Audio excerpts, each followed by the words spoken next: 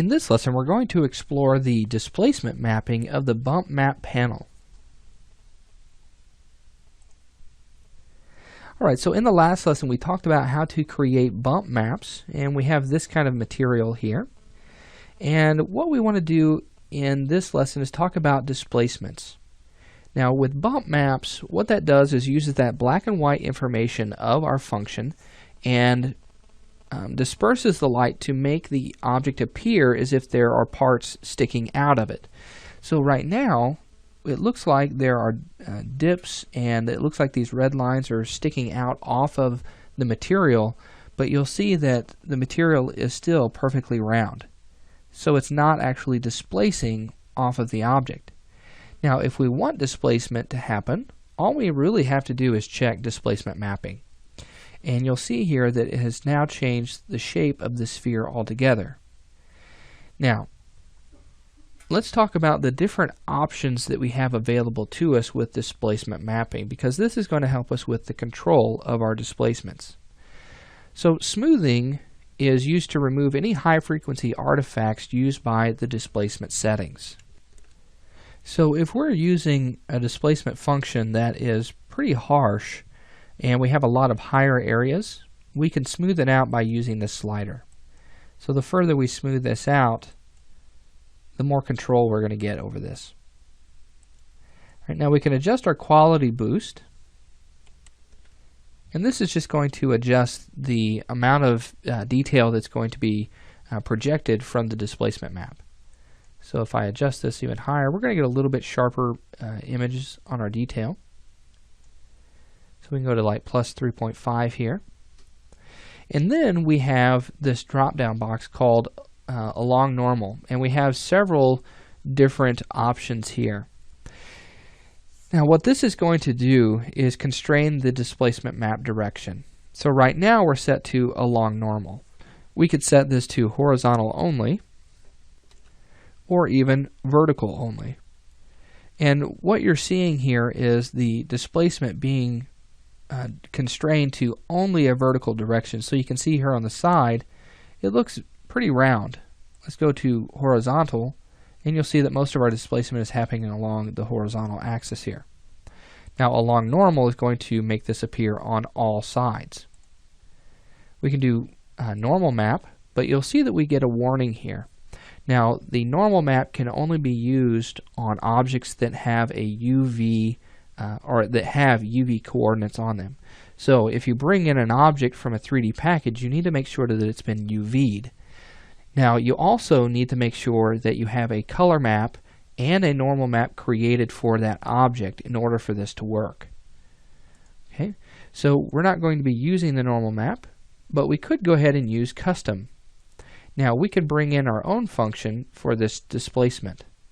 So to do that, it's going to bring up our function editor here, and you'll see here that we have add fractal nodes. So I'm going to just select an area right above my displacement. You'll see this red box, and I'm going to choose fractal. Now this fractal I can change to something like terrain fractal. Let's go to something a little bit more harsh. We could do Rocky Mountain fractal. Let's do the grainy fractal. Let's get it really in depth there. Alright, now let's go ahead and hit OK. Let me move this window up a little bit so we can actually see what's going on here. And there's no way to resize this, so we're going to have to deal with this menu here. So we could come in and we could start to adjust this fractal node, but I'm going to hit OK on this, and we'll get a little bit of a different displacement here. Now it's only going to displace along the areas of that fractal. But let's go ahead and just do along normal. Alright. Now we have all of these other options here. We have force extension. This is a way that we can actually constrain the extension of our displacements. So let's say that you have a displacement map on here and it's really displacing this out or extending it out. You can constrain it by checking this and telling it that it cannot go any further than this distance. Okay, so let's take this down pretty low, and you'll see that our displacement has changed slightly. Let's go down to 0.1, and you can see that we're not getting any displacement past this point. So let's go to 2, and we'll see that that displacement can go up to that point there. All right, so that's another way that we can control that.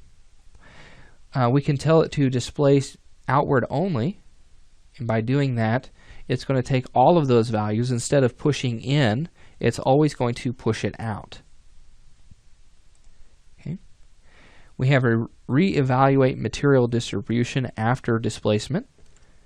So whenever we apply a displacement, it's going to be changing the geometry at render time.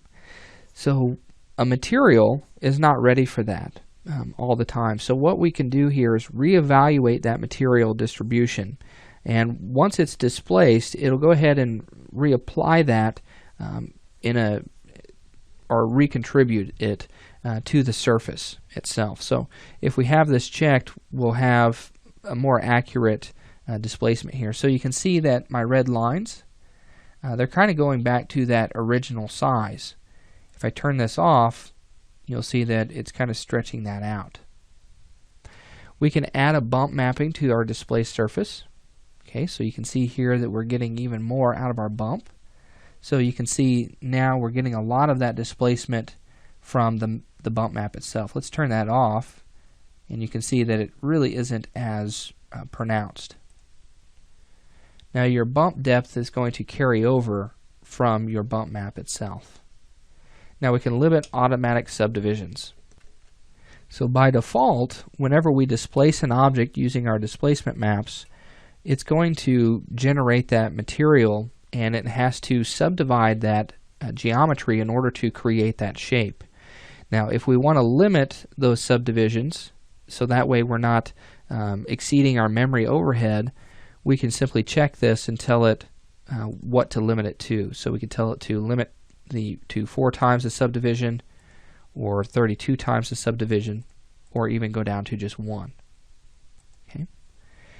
Now in this case we're on a sphere, so it's really not going to be that big of a deal. Now we can also tell it to be dependent on a slope. So basically when this option is checked, View produces a deeper displacement on vertical surfaces than on flat surfaces. Which in this case is basically how nature works. So like eroded terrain and that sort of thing. All right. So we've taken a pretty in-depth look on how to use displacement maps, and really it's as easy as just checking displacement maps or displacement mapping. Now we always have to remember our memory overhead when using displace maps. Okay. They're going to add a lot of geometry, so you want to be very, very careful with what you're doing. Do a lot of tests, and then when you're ready, go ahead and set up your final options. All right, so in our next lesson, we're going to start working in our highlights panel, and we're going to take a look at all of those options in the next lesson.